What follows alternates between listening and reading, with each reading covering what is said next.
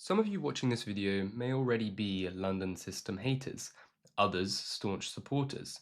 If you're the latter, I'm here to convince you otherwise with my three main reasons why I hate the London system. Now, before I continue with my first reason for having such a disliking for the London, let me just clarify that it is not the moves within the London system that you commonly see which I actually dislike. Nor is it playing black against the London system, as I actually quite enjoy the positions that I can get with the black pieces, generally going for a kind of King's Indian setup against the London. No, what I dislike is actually what it does to the players who are playing it. And that is what comes into my first problem that I have with the London system, which is that it teaches people to not think about what their opponent plays, or as I would put it, just systematically playing your moves without considering what the opponent's setup is and how else you should exploit it. Now, I'm going to get into my first example, which, okay, here is the London system. And by the way, even as early as move 1, London system players get tripped up with the move pawn to e5. Now, what's hilarious about this move is that the most common move is in fact still taking on e5. But guess what? The second most common move on the Lichess database is bishop to f5. Simply blundering a bishop because you London system pre-movers simply cannot do anything else other than pre-move bishop to f4 and pre-move the rest of your setup without even thinking about what black is doing. Now, obviously, this is quite a comedic example of what I'm talking about, but the deeper issue comes with the move, like if black plays normally and you continue your London system, you need to understand why you're playing the London moves that you are, and also understand that the London system actually makes a lot of sense in the top level because the black players are going to punish it. Well, not punish it, but they're going to play accurately against it, which means that the London system is therefore designed for accurate play. But your opponents are not going to play accurately. They're going to play bad moves, like knight to c6. And you're going to continue your London system with e3 and c3 and develop the knights, put the bishop on d3 and castle. But what you should notice is that when the knight comes to c6, something like this, the pawn on c7 is now backwards. Well, not backwards, but it's back here and can't defend with the pawn on c6, so d5 becomes very unstable.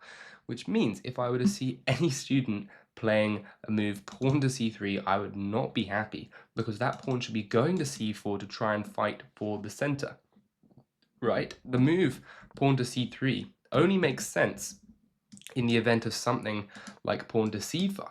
Now pawn to c3 is very valid.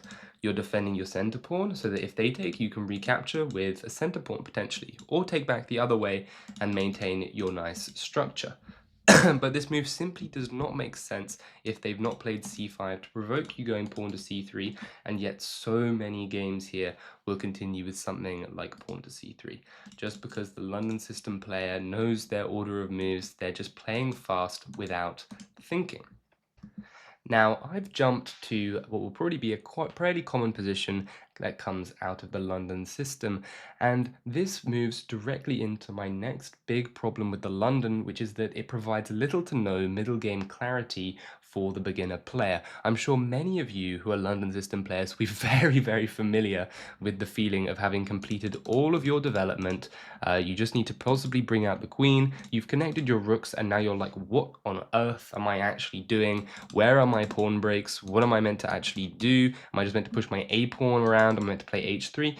And the problem with this is that the London is a very maneuvering kind of opening. You want to wait for your opponent to make their commitments, and then maybe at some point you build up to a pawn break, you make a trade, you bring your rooks, but this is simply not the style of play that beginners should be learning.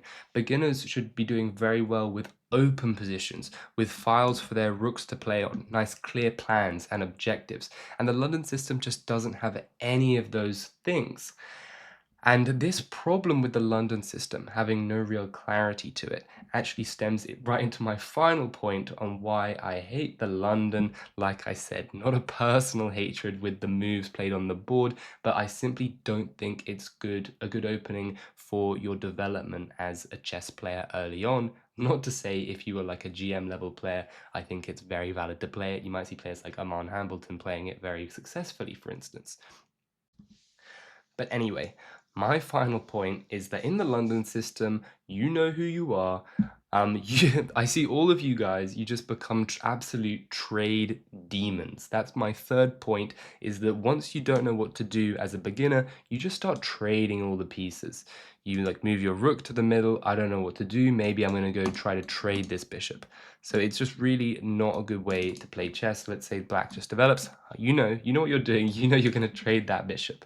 And then after that, okay, what am I doing? Okay, maybe I'm gonna go and try and trade the knight for the bishop. And then like they move the bishop back. Okay, I'm taking that bishop. And now I'm gonna play bishop to f3. And then let's say something like this. Takes. Like obviously you're worse. Both players just trade all their pieces, and like now what do you have? Like everything's gonna get liquidated and you're simply not getting that experience in nice rich positions with lots of pieces on the board. You're just trading everything and trying to play an endgame. And the thing is, if your opponent doesn't wants to play a more confrontational game, then they can do that to you. And if you don't play these complicated middle game positions, you're not going to be developing your tactical understanding. You're just going to be trading pieces every single time, and you're not going to learn to be visualizing, be calculating constantly, so that it all becomes subconscious. And then you'll have a much, much easier time playing more complicated and advanced openings in the future. And additionally, even if you want to tell me, no, I can just play the London every time and neutralize black, and I'll play an equal endgame, and I'm going to develop my endgame experience. Well, the issue with that is that you can develop one part of your chess as much as you want, but if you're not focusing on the other parts, then you're not going to grow as a chess player, right? So, and also, even if you say I can play it as much as I want with white, there's nothing stopping you from losing every black game from now on, because you can't play the London system with black if white wants to play a game of chess. So I think those reasons right around finalize why I don't like the London system for beginner players to learn. I hope you guys will be convinced by me and try to pick something else up with the white pieces. Maybe try out e4, or if you really like d4, maybe try playing the Queen's Gambit. So the Queen's Gambit is this setup where you go. It's not a setup. Actually, I really don't like the word setup. It's this opening where you go d4, and after d5, it's pawn to c4. It makes a lot of sense, follows the opening principles. Please try to find something that follows your opening principles. You put your knights to very logical squares. Often, you get to trade this flank pawn for a center pawn following the hierarchy of pawns. Pawns are more valuable in the center.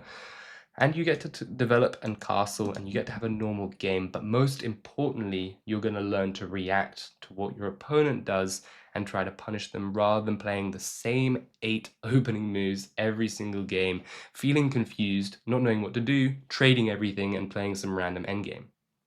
So once again, I hope I convinced you. If I did, please do consider liking and subscribing. And as always, I'll see you guys in the next video. Bye.